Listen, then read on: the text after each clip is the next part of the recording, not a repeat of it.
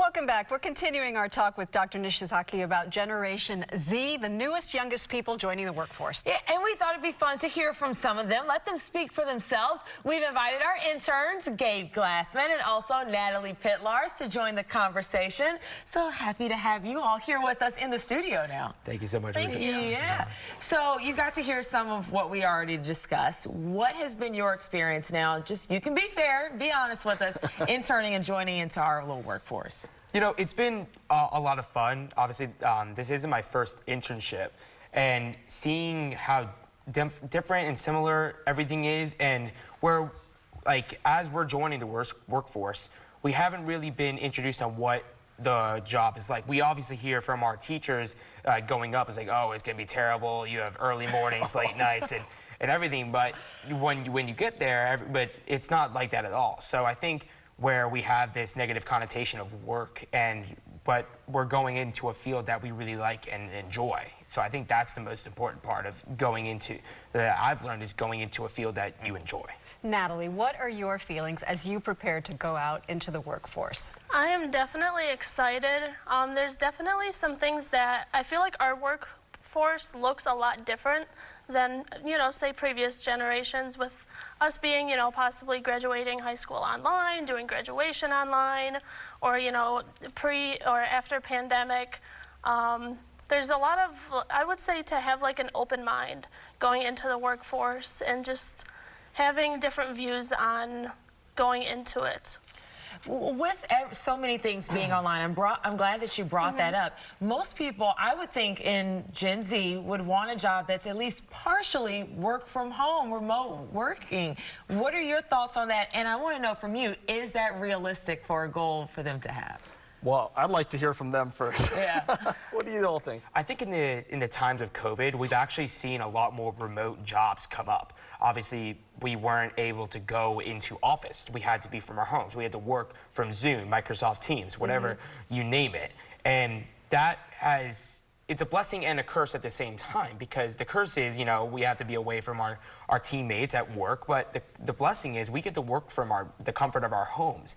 And that's something that a lot of Gen Zers, in my opinion, want. Some people have insecurities on face-to-face contact, and they may be a little more comfortable with remote and online positions that they can work from home.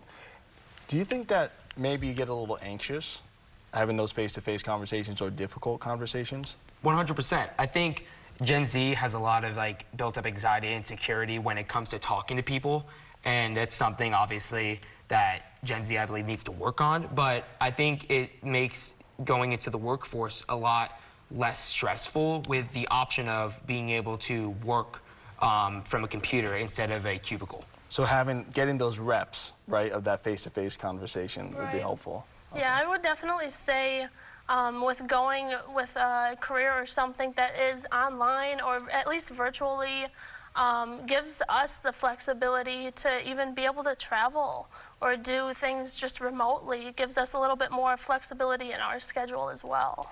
The employer who's listening to this, is the employer saying, I want somebody who's here. I don't like the way they're thinking. Or should the employer be thinking, I'm going to accommodate this because this is the new way that things are done? Well, it depends, because it's situational. Do we need to drive an hour in traffic? I don't know, I'm from Los Angeles, so it's like an hour and a half. To go 5 miles. To go in to do a spreadsheet all day.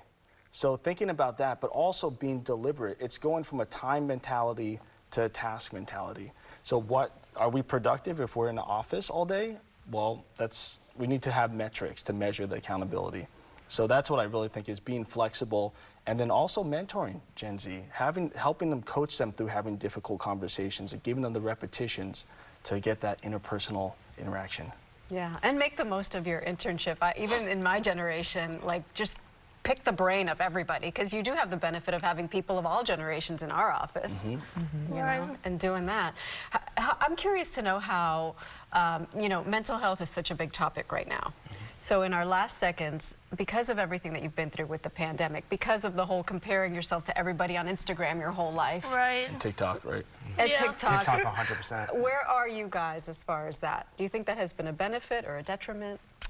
I would say kind of not necessarily a benefit. I mean, it can be, there's pros and cons to everything, you know.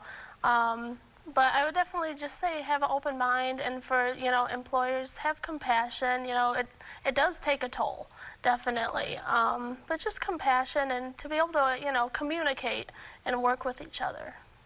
See, I think communication is probably the most important thing you need to have when entering a workforce. Communication with teammates, people that you're trying to meet with. And I think, at least for me, mental health is so important. I know at least for me, in the last year, I've been working on improving my mental health because of COVID. I was basically like isolated in a dorm. Like I was in a single dorm for a year, and it was not a lot of fun, and it took a very big hit on my mental health, and just kind of like lost basically all of my social life. So now I'm trying to rebuild that in my last years of college, while also starting to join the workforce, and in a year and a half from now, I will be joining the workforce. So I think mental health is something that hiring managers really need to take into account. Let me ask you this, would that be an attractive perk if they said, hey, we have free therapy sessions, free counseling sessions? Would that be an attractive perk to work in there? 100%. I would say so. Mindfulness apps, things like that, meditation rooms. Absolutely. Especially with how much therapy is, like how much money people pay therapists. I know I pay a therapist a lot of money. I know I pay a lot for anxiety meds, and it does add up. So I think that's a very big benefit that maybe not a lot of workplaces have. Maybe they can look into adding those as a benefit. A lot of benefit plans have that. They just don't advertise it enough, right? So letting them know. Well, we have to leave it there. Thank you. This has been very helpful. I think if you just had the employers do this with employees, it could be Sit down and talk incredible. together. Imagine that. Do amazing things. Thank you. Not on Zoom. And don't forget that Dr. Nishizaki's book is very helpful as well, Working with Gen Z. It comes out February 7th. And up next, finding the beauty in everything, we have the man that they call the Pothole Picasso. Daytime will be right back.